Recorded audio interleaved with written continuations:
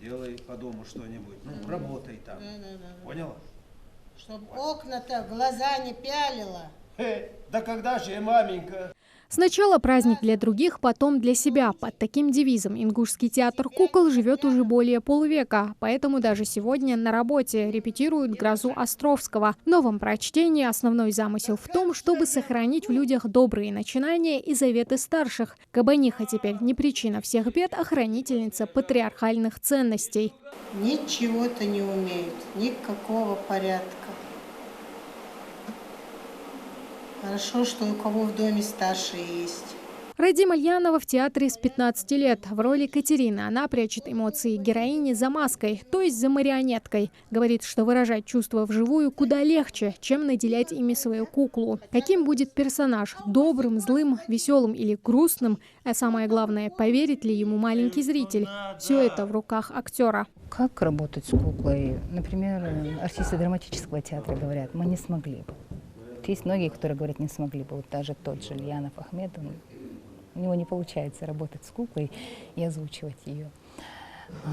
Я считаю, это особый дар. Это кукловод, это не просто там, как некоторые говорят, там поднял куклу, повертел. Нет, это все равно талант.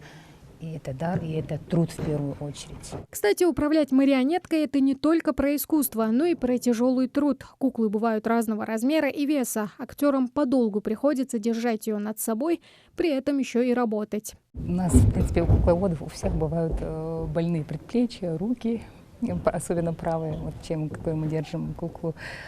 Но это не страшно. Главное – любить свою профессию.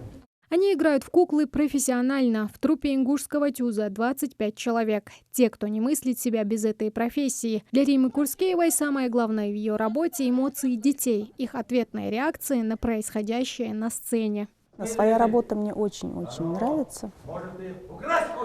Во-первых, я приношу пользу людям, дарю радость. А во-вторых, я работаю с детьми. Эта особенность мне нравится очень сильно, потому что дети – это очень благодарный зритель. Но прежде чем кукла станет полноценным персонажем спектакля с собственными эмоциями и характером, она проходит непростой путь. За кулисье театра – то, что всегда скрыто от глаз зрителей – своеобразная мастерская Папы Карла, где наброски художников и костюмеров превращаются в полноценные чертежи. Столярки цар хамьёй так ботафорский плачешь дел цар должен хам хадичит дух барцк доах цар должен дизж дол барцк доах маняхтар қалнях таникиш хаджа шей репертуаре режиссер хаалт кокфути дес художник замахалара халады бедол шамдац саксан хамду хьёй станик так пяштар тадух дидеш хулцан